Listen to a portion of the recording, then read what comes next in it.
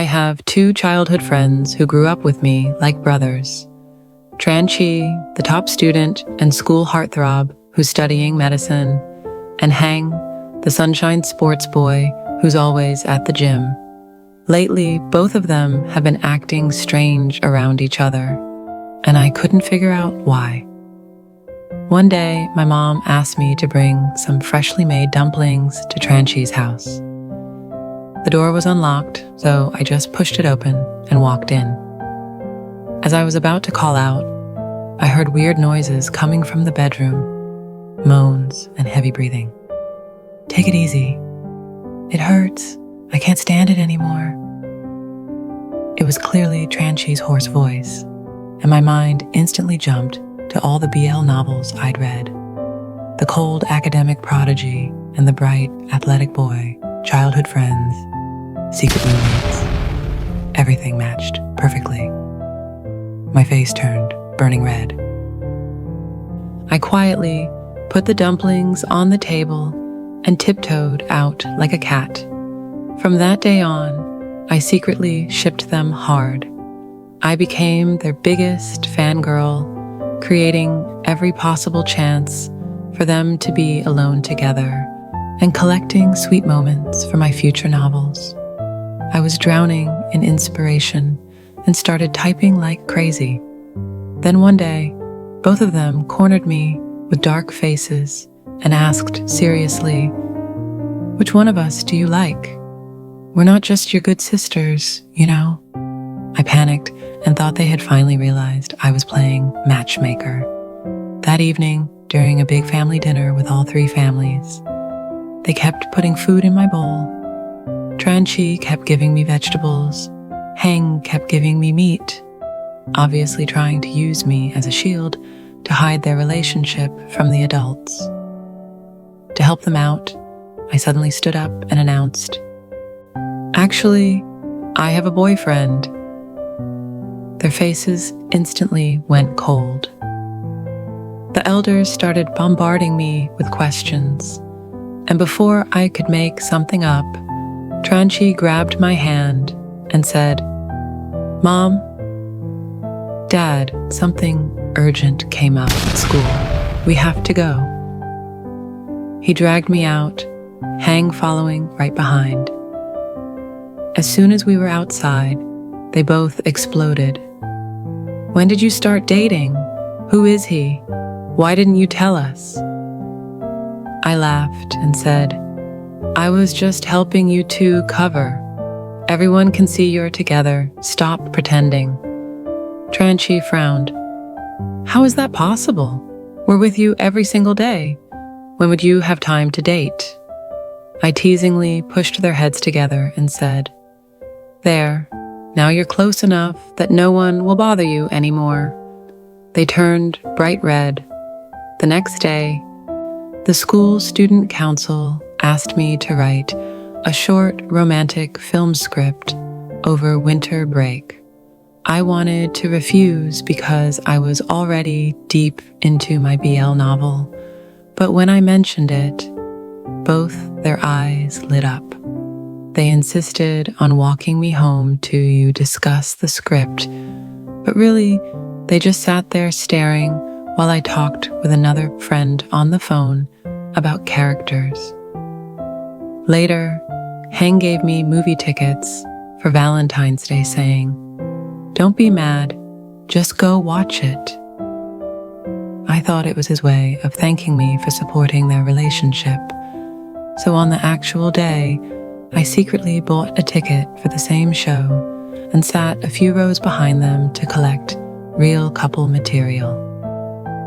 Halfway through the movie, my phone kept buzzing, both of them texting, "Where are you?" over and over.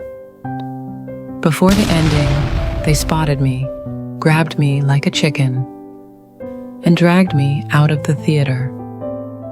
Standing under the streetlights, they looked furious. "Why did you give him the tickets I gave you? Why are you following us?" Then, simultaneously, they asked again, "QQ, which one of us do you actually like?" I realized they never saw me as just a sister. To them, I was the third person ruining their relationship. After that, both of them started ignoring me. Heartbroken, I turned my pain into motivation and finished the first few chapters of my novel, posting them online under a pen name. The story was obviously based on the two of them, and it blew up immediately. That night, my biggest reader and supporter, nickname Only Loves QQ, sent me a long string of messages. The gym boy doesn't like the medical boy at all. He only likes sweet girls like you. Also, your fitness friend actually likes you, idiot. My heart stopped. The next second, my mom called from outside. QQ, Hang is waiting for you downstairs.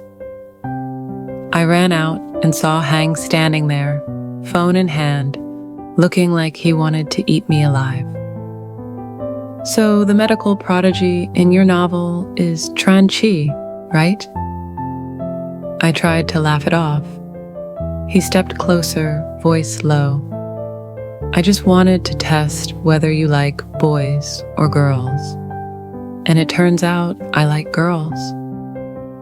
Before I could process, Tran-Chi came running up, panting.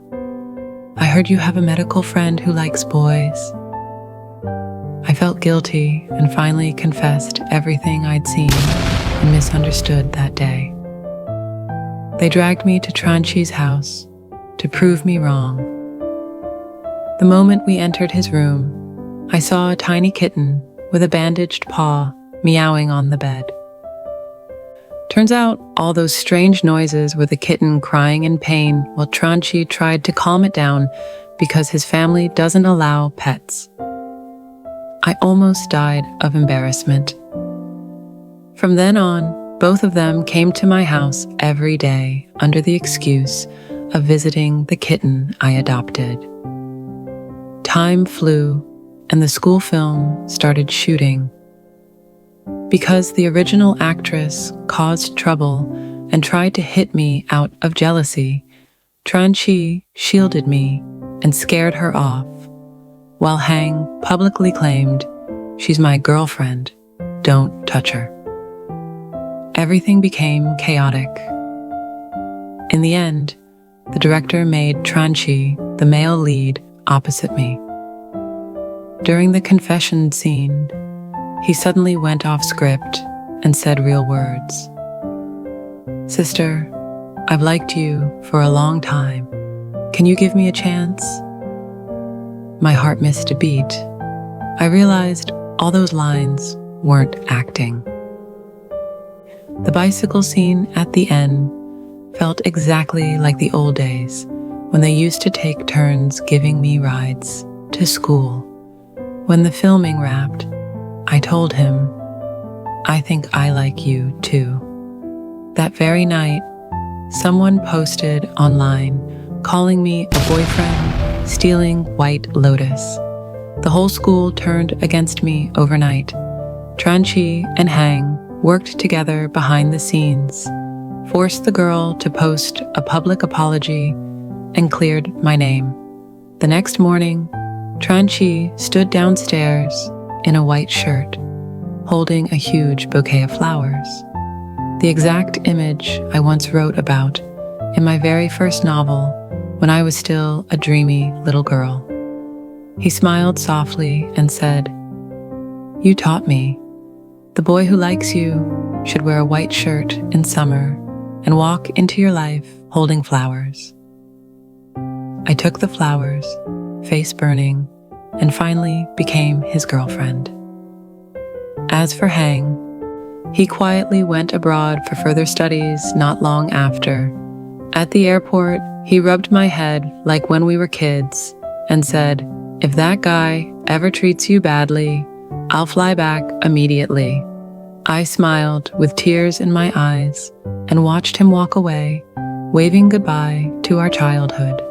Many years later, when people ask how we got together, Tran-Chi always laughs and says, "Because a little idiot wrote a whole novel misunderstanding us as a couple, and in the end, she fell for the wrong main character herself. And I just bury my face in his chest, embarrassed, but endlessly happy.